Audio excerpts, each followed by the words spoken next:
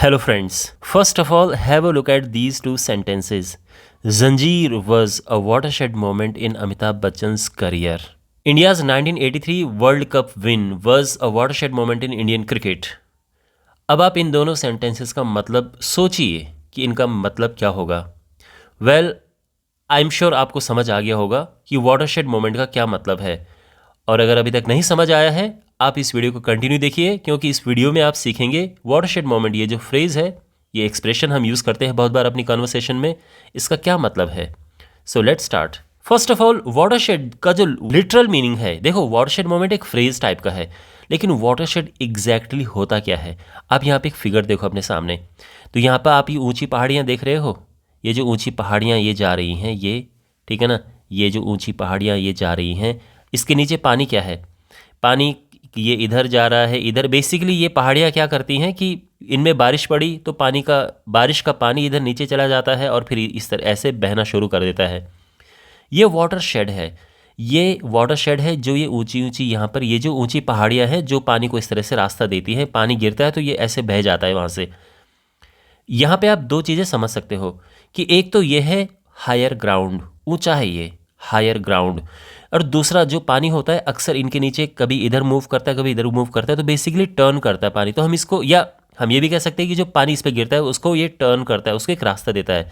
तो दूसरा आप ये समझो turning point, higher ground, turning point. तो अब आप समझ रहे होंगे कि किसी के भी जीवन में एक टर्निंग पॉइंट जब आता है, कोई मोमेंट ऐसा होता है जो उसकी जीवन का टर्निंग पॉइंट होता है, वहाँ से उसकी लाइफ बदल जाती है. तो जैसे मैंने अभी एग्जांपल दिया था आपको कि अमिताभ बच्चन की 1973 में जंजीर फिल्म रिलीज़ हुई थी. उससे पहले उनका करियर बहुत लो चल रहा था. उसके बाद तो वो एंग्री यंग मैन की भूमिका में और फिर तो पूरा छा गए वो. तो वो जो फिल्म थी अमिताभ बच्चन के करियर का वाटरशेड मोमेंट था. इसी तरह से 1983 में जब इंडिया ने वर्ल्ड कप जीता क्रिकेट, उसके बाद इंडिया में क्रिकेट कल्चर बहुत ज़्यादा डेवलप हुआ और धीरे धीरे अब आप जानते हैं इंडिया क्रिकेटिंग पावर हाउस है. या हम ये कह सकते हैं कि इंडियन प्रीमियर लीग का जो इंट्रोडक्शन हुआ, IPL, introduction of IPL was a watershed moment in Indian cricket. वो किस तरह से वाटरशेड मोमेंट है कि अब वर्ल्ड में पूरे इंडियन क्रिकेट का, इंडिया एक क्रिकेटिंग पावर हाउस है, हर कोई आईपीएल में खेलना चाहता है.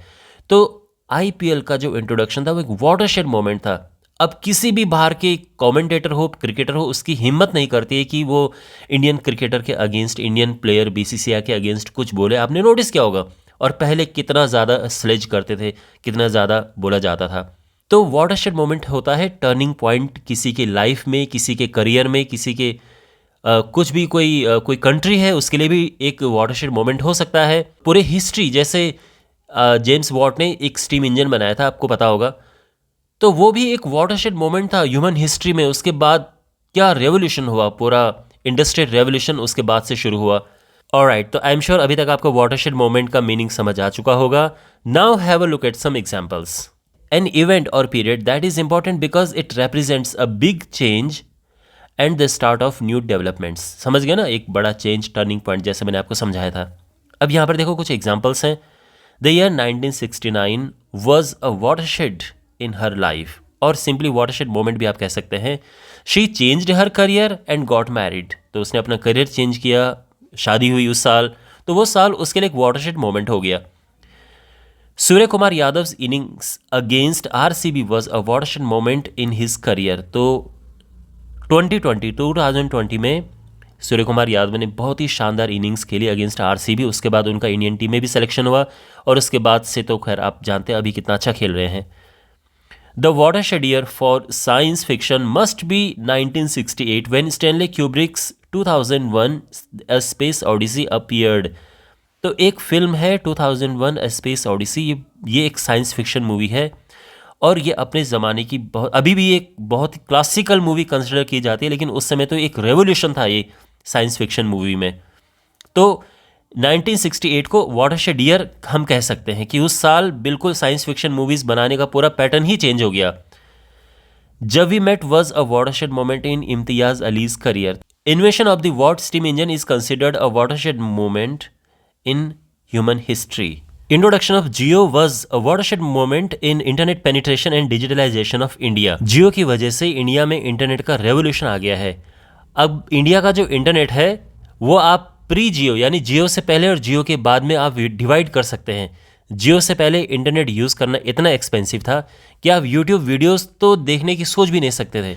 बहुत ज़्यादा एक्सपेंसिव उस समय हुआ करता था। 250 रुपीज़ का 1 GB डेटा 1 मंथ यूज़ करने के लिए मिलता था ओनली, और वो 250 उस ज़माने में था। अभी तो वो 500 रुपीज़ के बराबर होगा। लेकिन थैंक्स टू जियो अब इंटरनेट बहुत ही ज़्यादा अफोर्डेबल हो गया है और लोगों को बहुत फ़ायदा हुआ है इससे।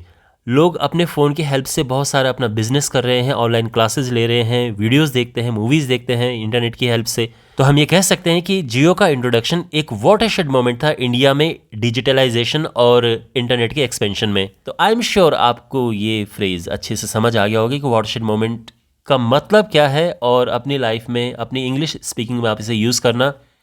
और मैं चाहता हूँ कि आप एक सेंटेंस बनाओ और कमेंट बॉक्स में लिखो, और मैं देखना चाहता हूँ कि आपको ये टॉपिक कितना समझ आया है।